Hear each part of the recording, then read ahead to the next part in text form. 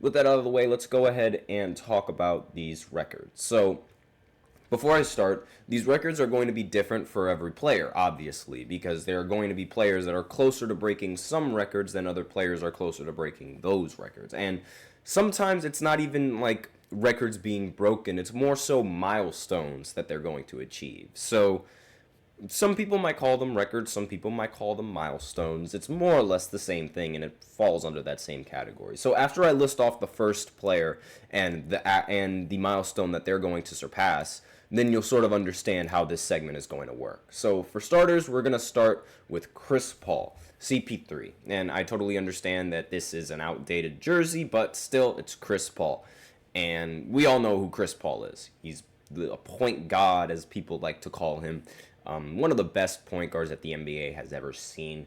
And he needs 197 assists to pass Jason Kidd for second in all-time assists. Now, this is obviously an incredible milestone to have, and one that is obviously, it's happening because of Chris Paul's longevity. Similar to LeBron James, Chris Paul's longevity is incredible. He's been solid for so many years, and he's really been that reliable option for a team. Every single time a team ends up acquiring Chris Paul, the team ends up playing vastly better with him at the point guard position. He is the definition of making your teammates better. The clear-cut definition of a point guard that makes your team better, which is why I don't understand why people say that Halliburton is the first true point guard of this generation when Chris Paul is still playing in this league. I think that's rather disrespectful because Chris Paul has been able to do more or less like what Halliburton has done for longer periods of time.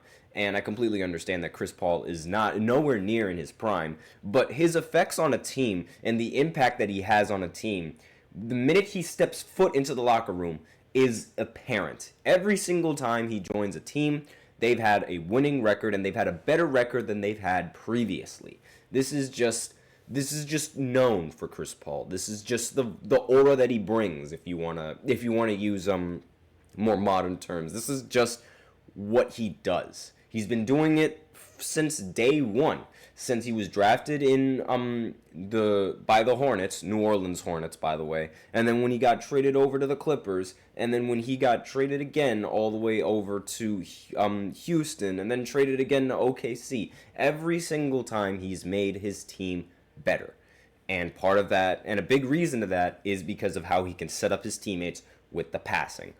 I should say, and I should point out, that he makes his team better in the regular season, because in the postseason, and this is going to haunt his career throughout the entirety of his life, he is a playoff choker. Now, the numbers don't show it. I will say that the numbers don't show it, but it's just, he's one of those players where it's like, you look at him and you do the eye test, and you could see, right, this guy just doesn't step it up in the postseason. It's really just, it's a thing that he has.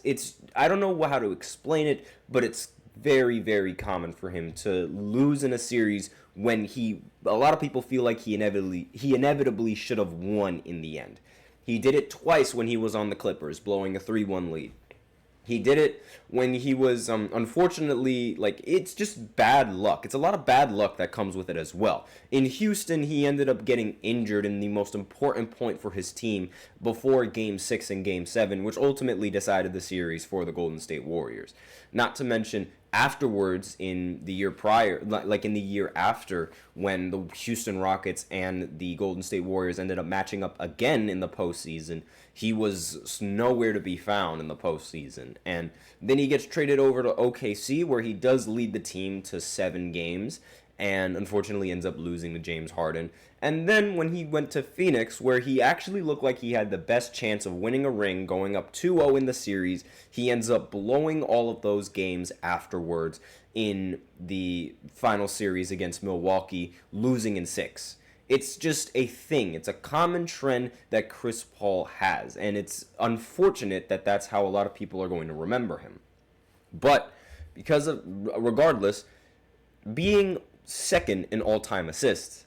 I definitely feel like it's going to boost him in the all-time point guard rankings, in my opinion. Let me know in the comments what you guys think. Do you guys think it's not really going to be any sort of huge addition? Like, do you guys think that if he really wants to move up in the top point guards that he has to win a championship? In fact, my opinion is, who do you guys think is better? Do you think Chris Paul is better, or do you think Russell Westbrook is better? For their entire career, not off of this season, not off of last season, their entire career, which player do you think is better?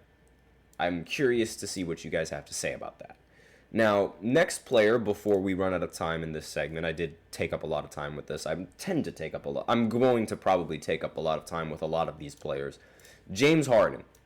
Now, James Harden is 34 three-pointers away from passing Ray Allen and being second in all-time three-pointers made.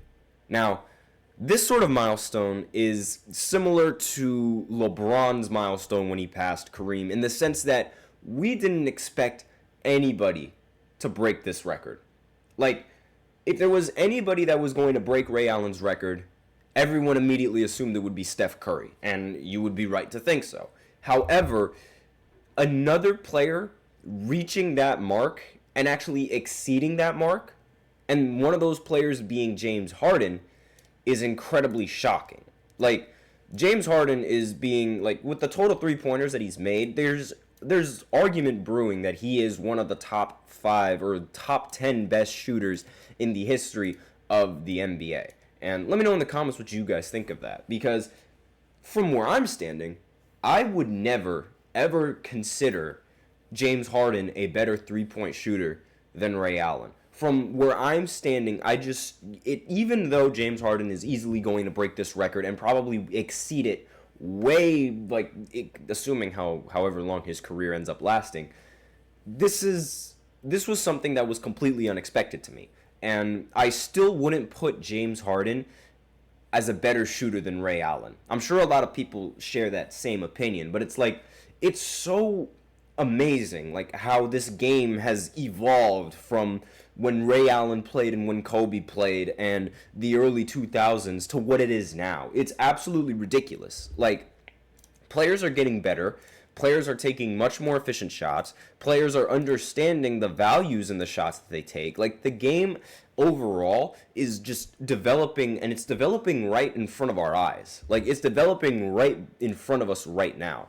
And this is just something that, again, I never would have thought would have happened. A lot of people didn't really think that LeBron was going, or anybody was going to come close to Kareem's scoring record, yet here we are. Similar to that, a lot of people didn't think that no one was going to come close to Ray Allen and his scoring record. But given how the league has evolved, mainly thanks to Steph Curry, a lot more players are going to take more threes, and as a result, they're going to start making a lot more threes. So there might be a time in the history of basketball where Ray Allen is going to be left completely in the dust after most of these players and after their careers are over. Like, this is sort of the era, and this is how this league is moving, and this is how it's advancing in today's game. And it's very, very impressive to watch. So, again, let me know in the comments what you guys think. Do you guys think James Harden is a top 10 three-point shooter ever? Do you guys think he's like top 5 even? Or do you think that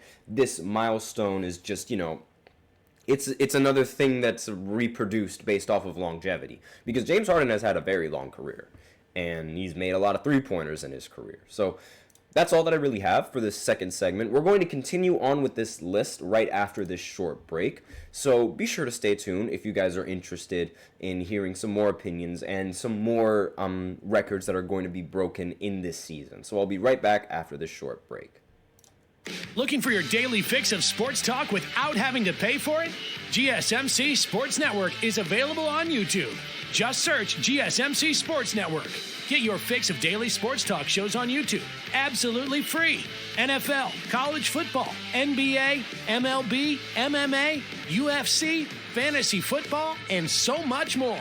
GSMC Sports Network has shows running all day long, with new sports shows starting every 2 hours. Just like on your favorite cable sports channel, except GSMC Sports Network is absolutely free. Just search GSMC Sports Network on YouTube to catch one of your new favorite shows, like the GSMC College Football Podcast, Chip Shot Football Podcast, Hoops and Heels Women's Sports Podcast, GSMC Basketball Podcast, and so many more. Check it out for yourself. GSMC Sports Network, now available on YouTube absolutely free. Search GSMC Sports Network on YouTube right now.